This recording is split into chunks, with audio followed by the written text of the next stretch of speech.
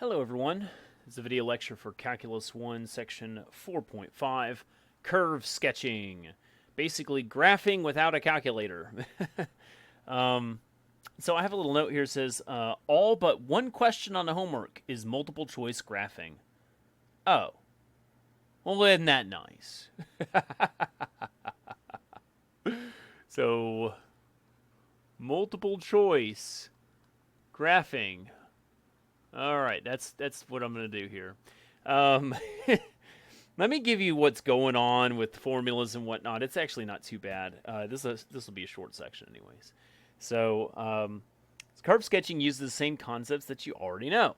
We got f of x equals 0, and this is called a 0 or an x-intercept. Okay. This also might have multiplicities and which touch and cross and all that kind of stuff. That's from algebra. Everybody remembers that, right? Exactly. Chapter 3, Section 2, Question 7. Exactly.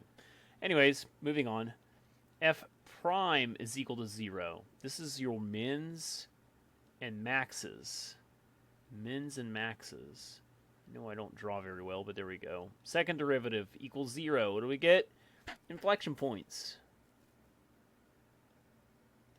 So we've already done all those. Here's another one that might be interesting. What about f of 0? That's actually y value. This is your y-intercept. Might be handy to kind of graph that kind of stuff. Okay, so that's one side of things. And then we got, what if my first derivative is greater than 0? Then it means that it's increasing. Like going up. What if my first derivative is less than 0? Well, then it's decreasing. It's going down. What if my second derivative is greater than 0? It's actually concave up. So concave up. Something kind of like this here.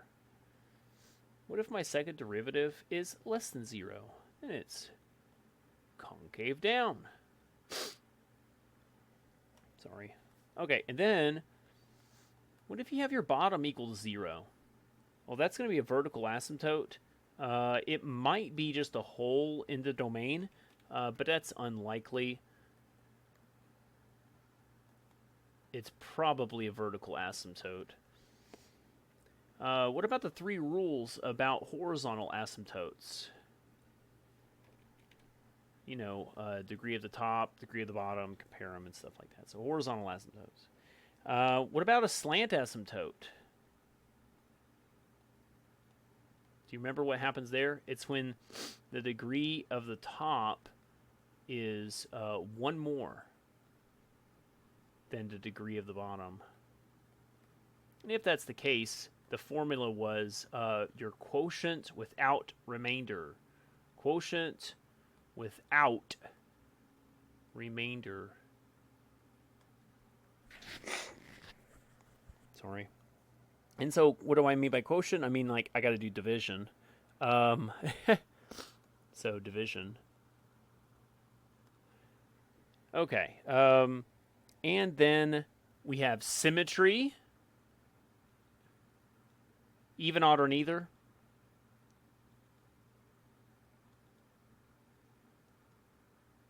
And then finally we have in behavior, leading coefficient test and all that kind of stuff. I don't know, whatever. Okay, there's a whole ton of things that could help us, and that's super awesome. Go. So, let's put this all into practice. 4, 5, 0, 0, 1. I have f of x is equal to x cubed plus 6x squared. What does this look like? Well, if you look right here, we got positive odd. So in behavior is going to be falling left, rise right. And it's going to do some wiggles. But I'm only concerned about that guy right there. Okay, so that's something. That's my in behavior. Hey, what if I set it equal to 0 and start solving for x? Well, I can get a x squared out to the front, and then I got a plus 6.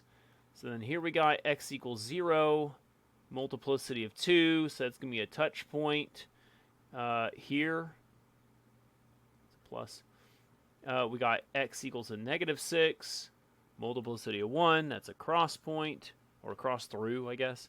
And so at 0, I'm going to touch, but at negative 6, 1, 2, 3, 4, 5, 6, I'm going to cross, arrow, arrow, here we go. So I'm going to cross through, whoosh. I'm going to touch it, bloop. There you go. Pick that one. No calculus. I actually have that on my notes. No calculus. 4, 5, 0, 0, 7. So I've got y is equal to x over x minus 3. And they say graph this guy. Well, notice that when your top is equal to 0, you get zeros. And so x equals 0 is 0. And then when your bottom equals 0, you're going to get a vertical asymptote, which means, which is at, I'm just going to put vertical asymptote right here, hold on, at x equals 3. So there's that. So here we go. I'm definitely touching, crossing something there. And then at 3, 1, 2, 3, got a vertical asymptote. If you notice, the degree of the top and the bottom are the same, so you take the front fraction for your horizontal asymptote, which is at 1. And so you basically have a graph here, and because there's nothing crazy going on, you have another graph there. Yay! 4, 5, 0, 1, 1. Now, I know on the homework, you could just pull out graphing calculator, Desmos, whatever, and you would eventually just get this done in about 5 minutes. That's not the point. You're training yourselves, okay? You got to train yourselves. So I'm going to say when the top is equal to 0, and so I could factor out an x, and I get this guy here, and so then we get 0, and I get 1. Those are my two zeros. From the bottom, I think I could factor that if it were put into a better format. Notice 6 and 1, and so then we got a negative 6, negative 1, and so x equals 6, x equals 1. And so these are vertical asymptotes. These are zeros. And so I can probably just graph this right now. 1, 2, 3, 4, 5, 6. And then I got zeros at 0 and at 1. And they say, go ahead and graph this thing. Well, the thing is it's kind of weird. Oh, hold on. Didn't I say 1? Hold on. That was 2. Why did I put a 1 right there? Hold on. Whoa. Did you see something? Look. They're the same. You can't have the same thing. So let me rewrite this for you. And so like I'm graphing this thing, and I found like an actual point on a vertical asymptote. Something's not right. Something is just not right. And so let me rewrite this here.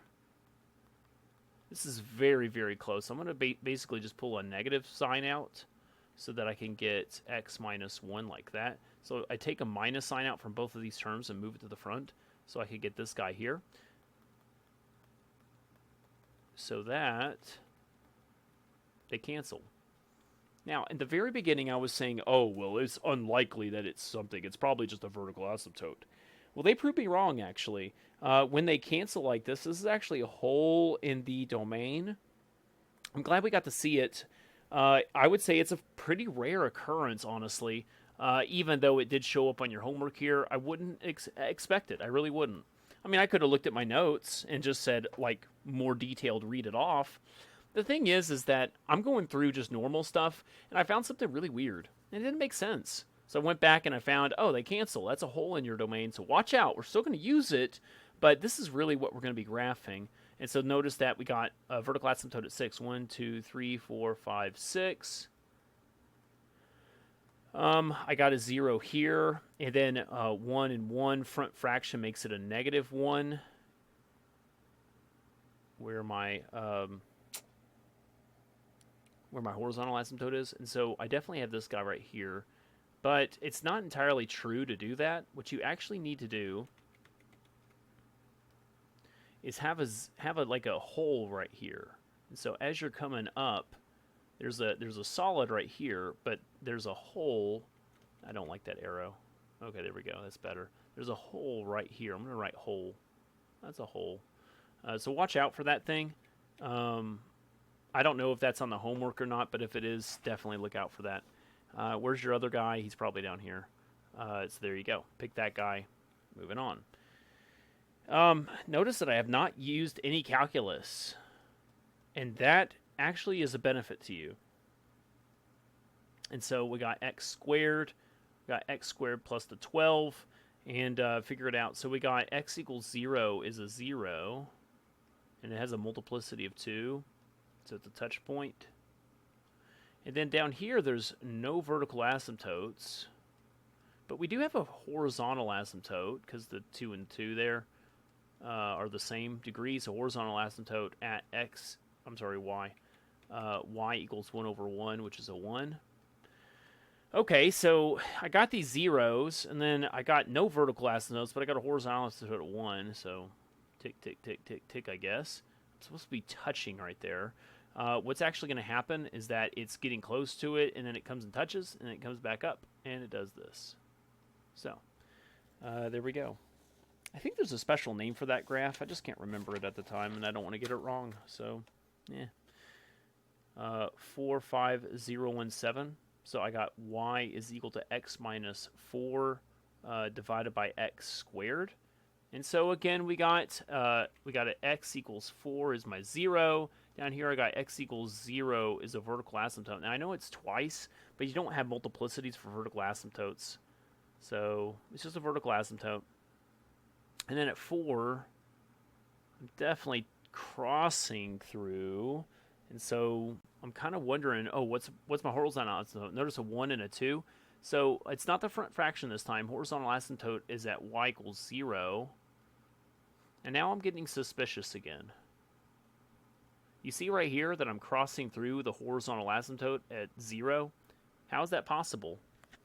It's possible because that actually happens. This is back in algebra. I mean, we did this. I know I did this problem in algebra where you cross through the fence line sometimes. And it's just a rarity, but it happens.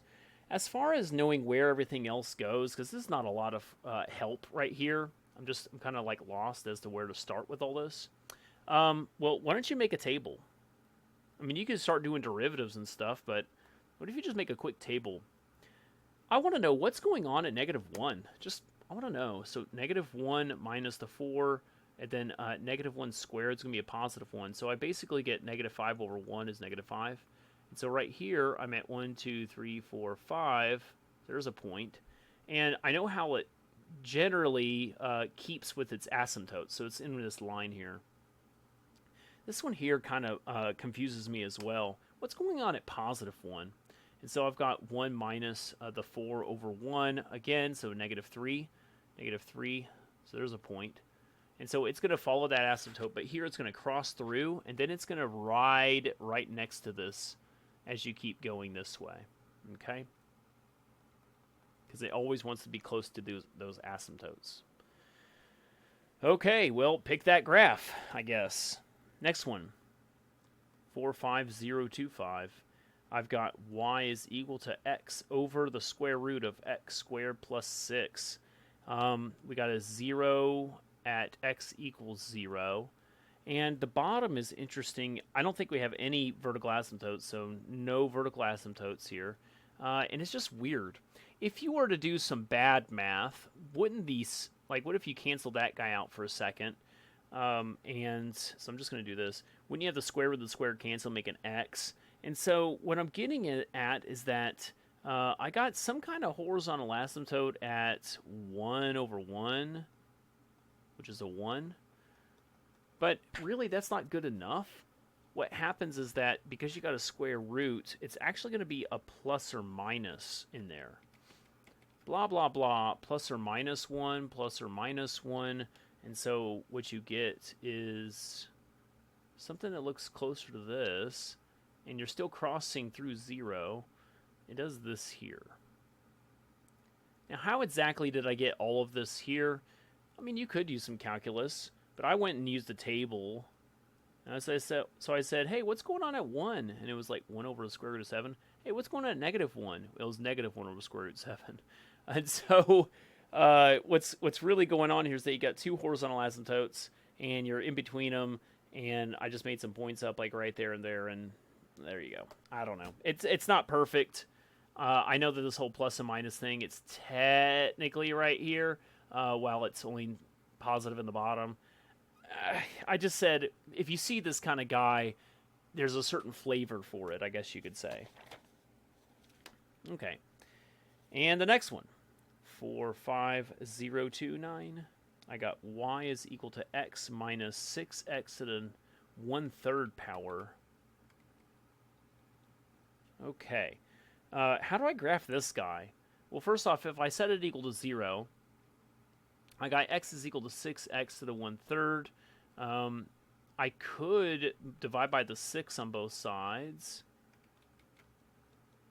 To get rid of the 1/3 power, I'm going to cube both sides.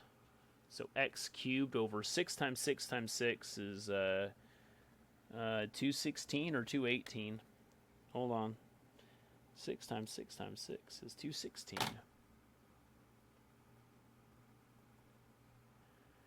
And I guess I could move this guy over, and so 1 over 216 x cubed minus x is equal to 0. And you could factor an x out.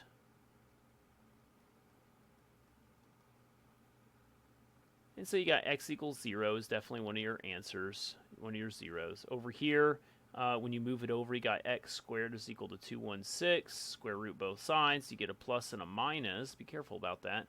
The square root of 216 is about 14.7, I guess.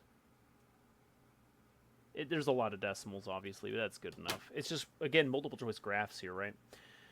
Okay, so I've got some answers here, and then at 14, so let's do 5s. That's 15, negative 15, so somewhere right before it.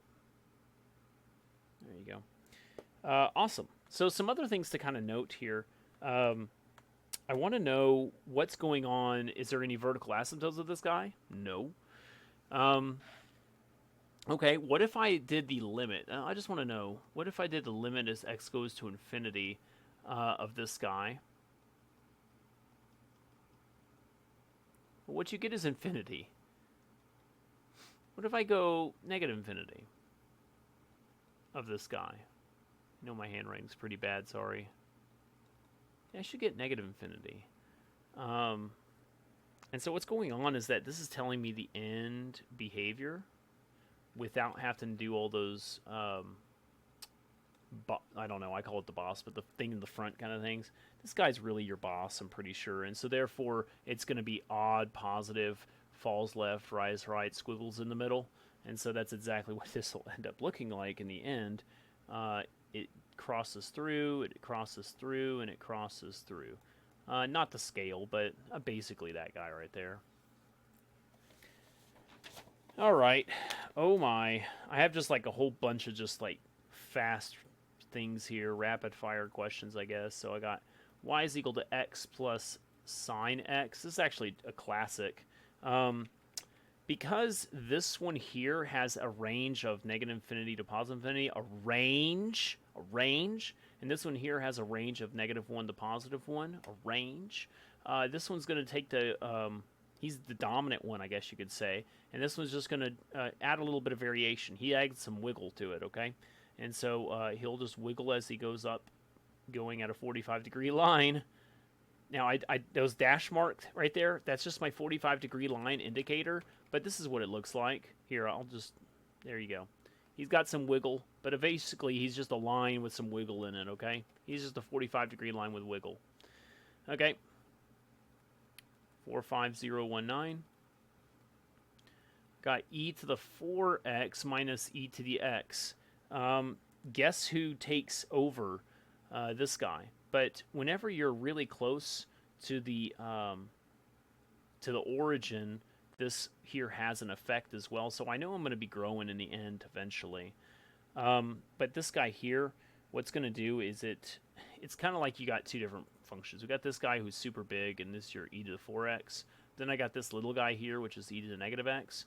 And when you add them, this guy's always going to take precedence on this side. But over here, because this one's actually a bigger magnitude for a little bit, it's going to do this kind of like swivel thing. So again, all these swivel and wiggle answers are technical. They're really true to math. That was a joke. They're not. They're just me doing some words. But it's got this kind of dip for a little bit, and there you go. So they actually start at 0 because you got 1 minus 1 makes a 0 at 0. But this will keep going up forever, and this has just a little dip in it. 45065, I've got y is equal to x squared plus 4 all over x plus 4. I mean, we did... Oh, wait. This is actually one of the few questions we actually have to do something different about. It says find the slant asymptote. Okay, so I actually have to do something. Slant asymptote is division without remainder, quotient without the remainder. You just want the quotient. So I'm going to do synthetic division. Here we got negative 4. And my top, I got a 1x squared, a 0x, and then a 4. So negative 4, positive 16. We get a 20. But I don't care about that. My answer is x minus 4. It's in fact y equals x minus 4. That's your slant asymptote. That's literally what you type in the box. The entirety of that. Y equals x minus 4. The end. I mean, there's nothing else to talk about here. If you want to graph it, that's fine. My graphs are just not looking great here today. 1, 2, 3, 4, 45 degrees. And then it probably has a vertical asymptote at negative 4. 1, 2, 3, 4. Something right around here. And then I need to find out if it's going to be bigger or smaller. Let's say at 4. If I plug in a 4, it'll tell me if it's positive or negative. I think it's going to be positive, so it'll look probably something kind of like this here. That's just a guess.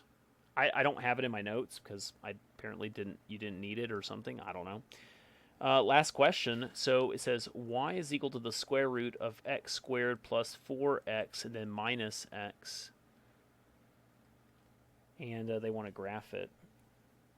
Or do they want the domain? I don't know. I mean, my problems are looking really sloppy. I'm sorry. It's because like I got this thing on my lap and it's angled, my little drawing tablet, and it's like angled. And it's not like you could just see what I'm drawing. It's like a black one, and it's just black. So I have to look at the screen when I'm drawing. It's a skill. I've been doing it for a while, but it's still not as great as I could do. Sorry. Okay, so I want to find my domain of this guy. What would be my domain? And so I set that inside equal to 0 and start solving for x. I could factor an x out. And so we got x equals 0 and x equals a negative 4. And these are kind of like critical points. They're important points. And what I want to know is what's the domain look like, kind of. And so negative 4 and 0. And I want to test some numbers. So I'm going to test, say, negative 5, a negative 1, and a positive 1. I plug those in here, and I see if it works in the scientific calculator. And yes, no, and yes. And so what you have is that it doesn't work right here, but you have some graph right there and there. So negative 4. And what you actually have is a solid, and it goes off. And then over here at 0, you have a solid, and it goes off this way. And there's nothing in the middle. Okay. You could, again, make a small table, but did I do any calculus? Any calculus at all? Nope. Thank you very much. Have a great day.